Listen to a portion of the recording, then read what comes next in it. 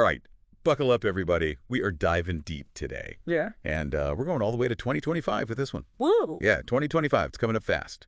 So today, we are taking a look at what the stars have in store specifically for you. Okay. If you are a Cancer. Yeah. That's right, we have an astrological forecast, and this thing is Whoa.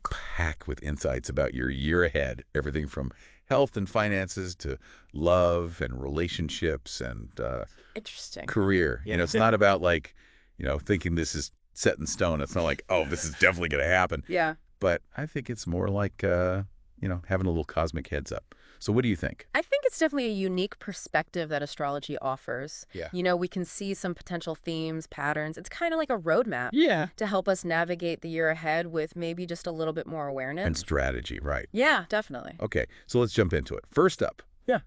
Health.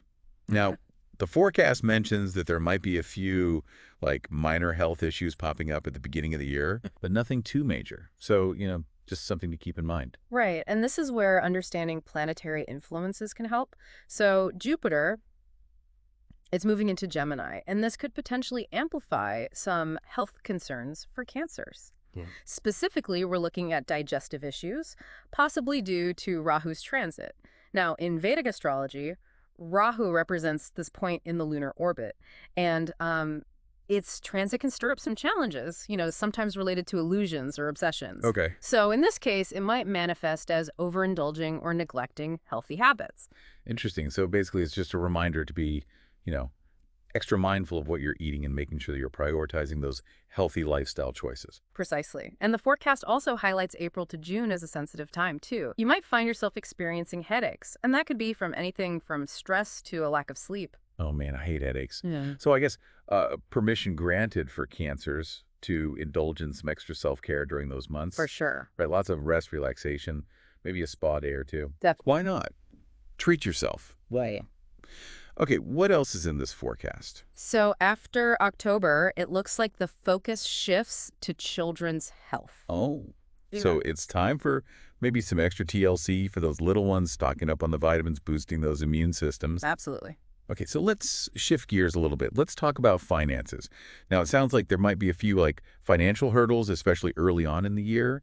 Potentially some stuck funds impacting your income or your workflow. Ugh, not fun. Yeah, definitely not the most cheerful start to the year. But, those stuck funds could be recovered after March. So if you are dealing with any financial blockage, don't give up hope. Don't despair. Yeah. Yeah. And I think the key here is to be prepared for some fluctuations throughout the year. There might be some ups and downs, but overall, work becomes much more favorable after June and potentially leading to greater financial gains. Okay, so a little rough in the beginning, but it gets better. Awesome. Is there any advice in this forecast for how to navigate, those ups and downs? Oh, definitely. The forecast specifically cautions against risky investments. So things like, stock market, remember Rahu and its illusions can lead to some impulsive decisions. So this might be a good time to focus on building your savings, create that financial cushion for yourself. Makes sense. Kind of batten down the hatches. Yeah. Right out the storm a little bit. Yeah, exactly. And, nurture your partnerships, both personal and professional, because that can also be beneficial. Okay. So collaboration over competition. Exactly. And, of course, keeping an eye on those expenses is always wise. Always. Budget. Yeah, for sure. Okay. So let's move on to family and social life. It sounds like the year starts off on a positive note here. And there's a potential for, auspicious events or celebrations, particularly between May and August. Maybe weddings, graduations, birthday parties.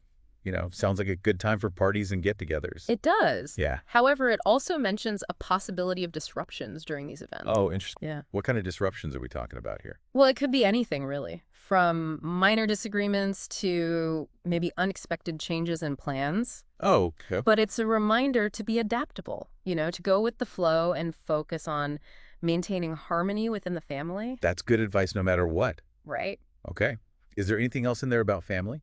It also emphasizes learning to identify the true and supportive people in your circle. Ah, so maybe a good time to kind of, strengthen those bonds with your most trusted people. Exactly. But then August and September are flagged as potentially challenging for family relationships. So open communication and patience are going to be key during this time. Yeah. Now, for newly married couples, there's an interesting twist. The forecast suggests a favorable period for family planning after October. Oh, wow. Yeah. So while some families might be navigating some, choppy waters, others might be welcoming new beginnings. Oh, that's so cool. Okay. So let's talk about love. Mm. Ooh, this is where things get a little spicy. The forecast suggests it might be a little bit of a testing year for married couples. Dun, dun, dun. Yeah. What do you think? Yeah, challenges can also be opportunities for growth. Oh, that's a good way to look at it. Right. And the key takeaway here is open and honest communication. If you can express your needs and really listen to your partner's concerns, Right. that's going to be crucial. Like communication is the magic ingredient in any relationship. It really is. It really is. What about like for the single folks out there, those who are, looking for love? Yeah, so for those seeking marriage, the forecast advises trying to finalize plans by March because it seems like this period might be more favorable, Yeah. compared to the months that follow. Fixing existing rifts in relationships might be tricky between June and August, but then the period between October and December appears much more conducive to, reconciliation and rebuilding. So it sounds like timing is everything. Yeah, it's if that were. When it comes to, love and relationships. Uh-huh. Okay. All right, let's wrap things up here. Career and education, last one, but certainly not least. It looks like 2025 could be a year of, some big changes, potential job shifts, transfers, even starting your own business, especially early in the year. Yeah, the entrepreneurial spirit could be really strong for Cancers this year. I love that. So exciting times. What else does it say? Also emphasizes the importance of loyalty and integrity at work, Okay. especially for those in finance after May. Interesting. So staying true to your values, upholding those ethical standards. Yeah. Super important. Really key. What about those working abroad? So February to July is highlighted as a potentially challenging period for those working overseas. Okay. So it might be a time to reassess goals, consider whether the current path aligns with their long-term aspirations. So like, should I stay or should I go? Exactly. All right. Well, that is a lot to consider. It is. But there's one more thing I wanted to touch on. The forecast suggests a remedy, and it's kind of interesting. It's worshiping Lord Shiva. Yes. So for those who, may not be familiar, what is the significance of that?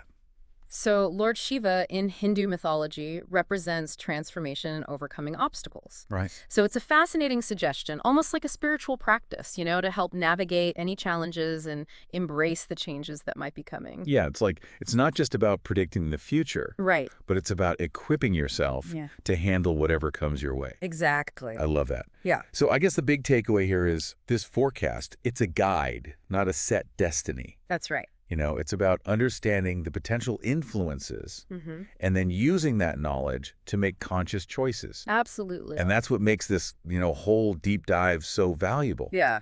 Right? It's not just about what, the stars say. It's about, you as a Cancer using this information to shape your own year. To make those informed choices. Right.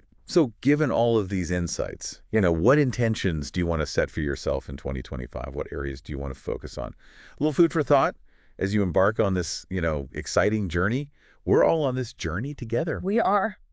And that is it for this deep dive. Until next time, keep looking up. And inward. That's right. Yeah. Bye, everybody.